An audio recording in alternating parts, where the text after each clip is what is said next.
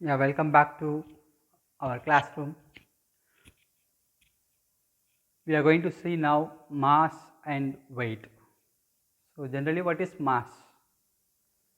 Mass, we can say that it is a measure of inertia and it has the SI unit of kilogram. And now you say if you are buying any rice, if you are saying in terms of kilogram or otherwise assume that my weight is 70 kg, then what is this called? We are saying that actually wrongly weight of my object is 70 kg, but actually it is called mass of an object. Then weight, yes, for that mass is combined with the gravity, acceleration due to gravity, that will use the weight, right, and which has the SI unit of Newton. So, if you are saying 70 kg, that is not our weight, that is our mass of our body.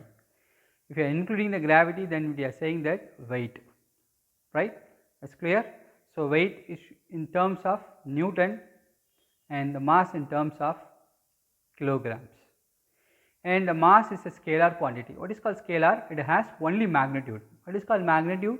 It is only the numerical value, right. Magnitude means numerical value, number. But what is called vector quantity? It has both magnitude as well as direction. They are single direction. So, as I said, the magnitude means numerical value or number. Direction means it indicating one direction. The direction will be acted, right.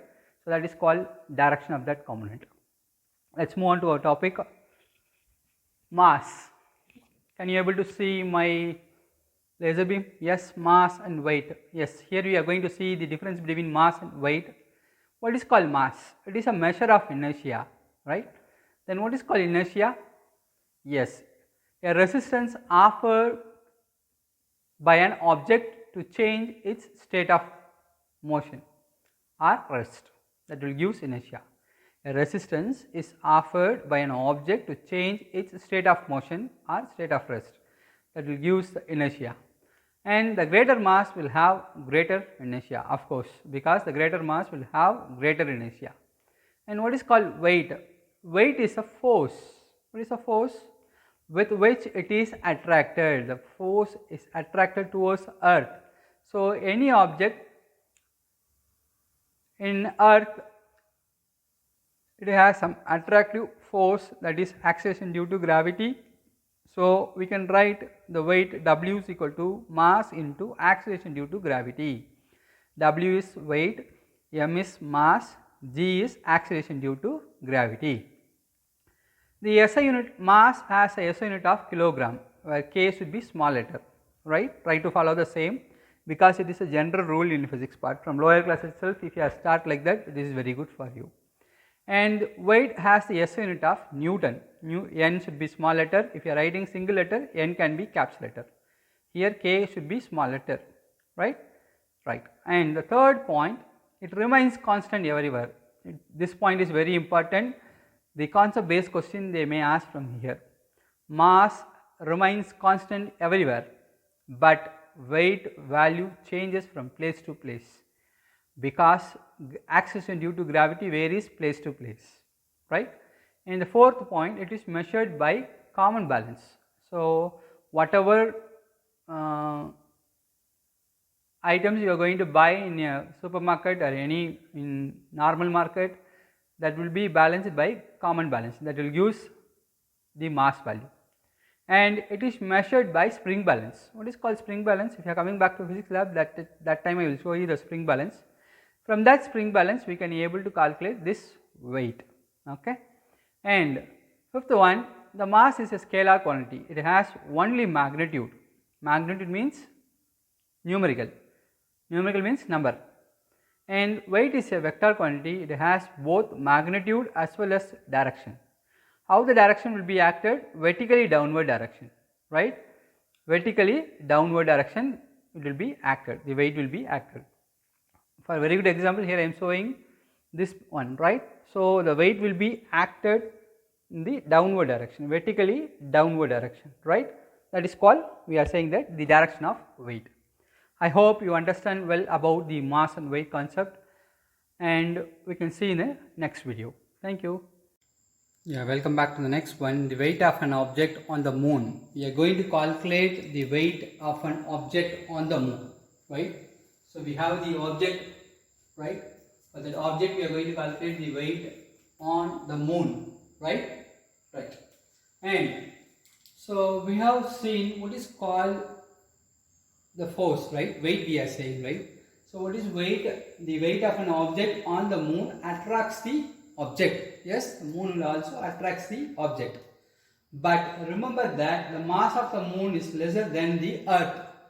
So how many times in the sense? 100 times it will be lesser than earth. 100 times it will be lesser than earth. So it exerts the lesser force of the attraction of on objects. Definitely the attraction of an object also is get reduces, right? So around it becomes 1/4 times it will be reduced, right? And again telling you the weight of an object on the moon attracts the object. Moon will also attracts. The mass of the moon is lesser than the earth. 100 times it will be lesser than the earth. So it exerts the lesser forces of attraction on objects. How many times lesser in the sense? 1/4 times it will be lesser. Okay. Now coming back to here, let the mass of an object be m. So here I draw, this one is moon, this one is earth. Here we have object, right, m. So the object on the moon is m. And object weight on the moon be w suffix m. So for this object mass is m. And the weight of this object is w by m. Okay. The weight of this object is w by m. So the weight is w by m. So this is one is mass, this one is weight of this object. And the mass of the moon be mass of the moon be m suffix m. M small m stands for moon. And the radius of the moon be r suffix m. R stands for radius, m stands for moon, right? So this one is called, we are saying that the radius of the moon, right? R suffix m is for the radius of the moon, right? And you have studied in the last chapter universal law of constant, right? So what is called universal law of constant? Universal law of constant, what is called? Yes, F is equal to G into M1 M2 divided by R square. So G is universal constant, M1 M2 are two different objects, and R is the distance between two objects. And here also, what are the two different objects we have? One is moon, right? And another one is the object. So the weight of the object on the moon will be w suffix m. Why we need to replace this f as w by m? Yes, the weight is the force, right? The weight is the force. So instead of force, we can write weight of the moon, right? Weight of the moon, w suffix m. M stands for moon. W suffix for weight. Weight is equal to g. M1 we can consider as the small object. What is the small object mass? M, right? And M2 as the mass of the moon, right? The mass of the moon is m suffix m. So what is the distance between them? Yes, they are radius. So r suffix m whole square, right? Okay. And this is for weight of the object on the moon, right? Now the same object is going to be placed in the earth, which has the same mass, right? But the earth has a mass of capital M, and it has the radius of, this one is radius. This one has the radius of earth, right? And similarly, the weight of the same object of the earth will be w suffix e. E stands for earth, w stands for weight, which is equal to g. Why we need to use m? Because the earth mass is we have taken as capital M. And what about the small object mass? That is same, right? Here and here also it is same, right? So the small m. And what is r? Yes, distance between the small object and the earth. So that is the radius of the earth. So what is the radius of earth here? R. So I can write w suffix e is equal to g into capital M into small m divided by r square. Yes. So we have equation number 1, equation number 2, equation number 3. So from that we can compare the weight of the moon and the weight of the earth of an object. Yes. I hope you understand well. Yeah, we have derived three different equations, right? Equation number 1, 2 and 3. Now we are going to use equation number 2 and equation number 3 here for our calculation purpose. So what is equation number 2? Equation number 2 is W suffix m, weight of the moon. W suffix m is equal to G into small m into m suffix m divided by Rm square. What is equation number 3? Weight of the earth. Weight of an object on the earth is W suffix e is equal to G into m into capital M divided by capital R square. Right? So equation 2 is divided by equation number 3. So this is equation number 2. Right? This is equation number 3. So equation 2 is divided by equation 3. So what we can do? So this this G and this G will be cancelled. Right? And this m will be cancelled. Only we will have capital M suffix m divided by capital R suffix m R square in the numerator, and divided capital M divided by capital R square. Right? So as you know the maths concept, right? This is numerator. So for the division, up one is numerator, this one is denominator. In that numerator, we have numerator and denominator. And this part denominator. In the denominator, we have numerator and denominator. Right? So what we can do, this denominator should come down to the denominator. Right? So this denominator should come down here. And this denominator should goes to numerator. So this one is numerator of denominator, this one is denominator of denominator, right?